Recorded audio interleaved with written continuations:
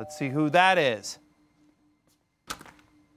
Field Yates. Hey, buddy. How are you? If you're here, that must mean it's time for completely unedited Fantasy Roulette.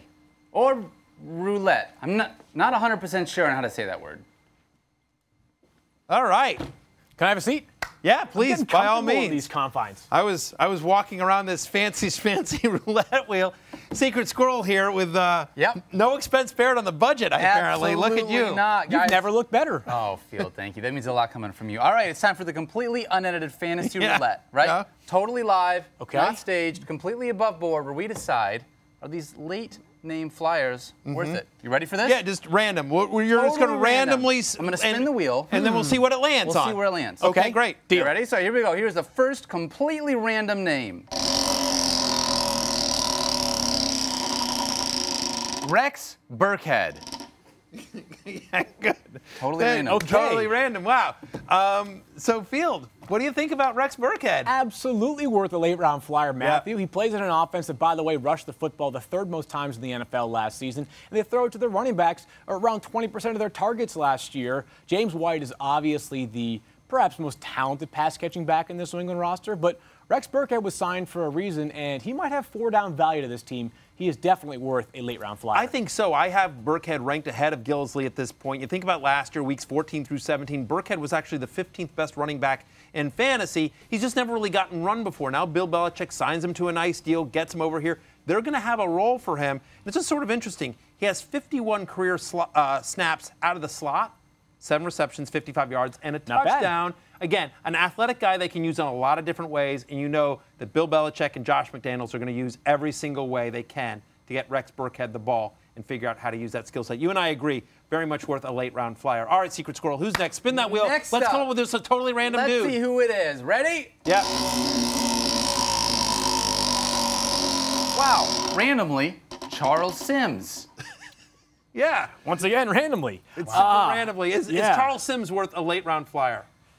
In a deep PPR league, maybe, Matthew, but that's about it for me. Listen, I understand that Doug Martin's going to return after 3 games for suspension, but you're also dealing with the presence of Jacquizz Rodgers, who they used heavily as a starter once Doug Martin started to struggle and got injured last season. I just think with Charles Sims, he's a player that's going to be so readily available on the waiver wire that I would rather find other players who are pass-catching back that are going in late rounds. Giovanni Bernard, maybe even a Rex Burkhead who we just talked about, Darren Sproles that I think are better value than Charles Sims. I think there's a I guess in a super deep league where everyone with a pulse has a value, but I just don't see it.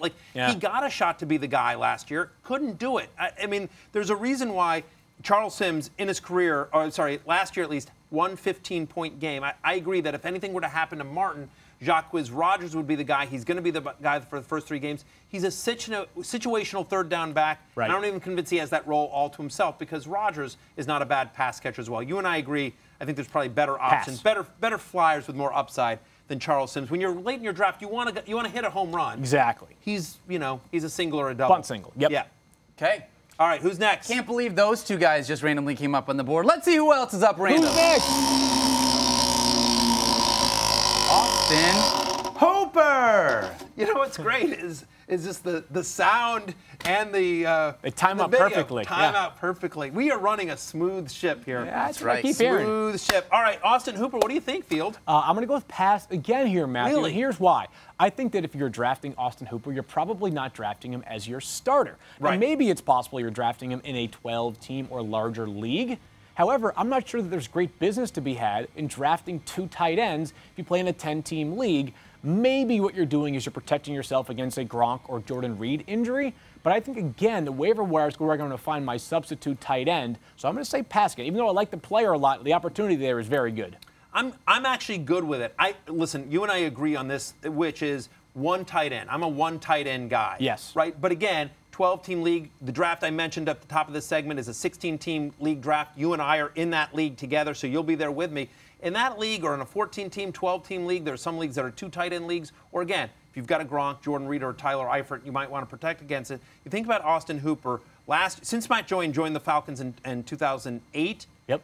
Atlanta tight ends have caught 60 receiving touchdowns. That's the 6th most in the league, tied for 6th most in terms of tight ends. And last year there were 10 touchdowns to tight ends among the Falcons. Obviously, Jacob Tamme no longer there. It's going to be Austin Hooper and Levine Toilolo. Yep. Am I saying Close that enough, pronounced? yeah. Close Toilolo, enough. yes. Toilolo. And Toilolo, to me, more of the blocking tight end. Hooper, more of the pass catcher. Right. So, yeah, I think Hooper has some nice upside. He's actually my tight end 12. Interesting. So there you go. Okay. Who's up, Hooper? Another one. Another what one. do you got, Secret Squirrel? Man, I'm excited to see where this one lands. Great spin right there by Daniel. Good enthusiasm. Great one. Danny Amendola. So random. Oh, man.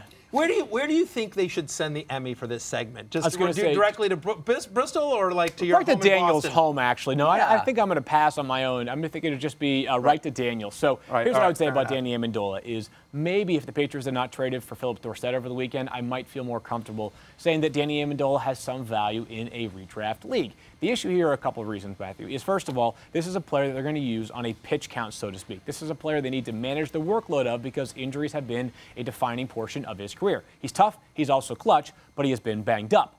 Now with Philip Dorsett, I think in theory it is obviously Brandon Cooks, Chris Hogan, and then I think it's either Malcolm Mitchell, Danny Amendola, or Philip Dorsett, who's that third wide receiver. When you factor in a bunch of good running backs already, plus Gronk, I don't think there's enough value here for me to draft him. Tom Brady averaged 24 completions last year per game. Okay. Like once you take out, Gronk's going to get his, Cooks is going to get his, Hogan's going to get his. A couple of dump offs to running backs as well. To your point, maybe Dwayne Allen catches one or two, Malcolm Mitchell catches one. Like what's left Where are for the Danny? catches? Where are the catches coming for Danny Amendola, who you know is not going to be a big touchdown guy? He's a handcuff at this point. He's a handcuff at this point. You and I agree. I'm passing on him as well.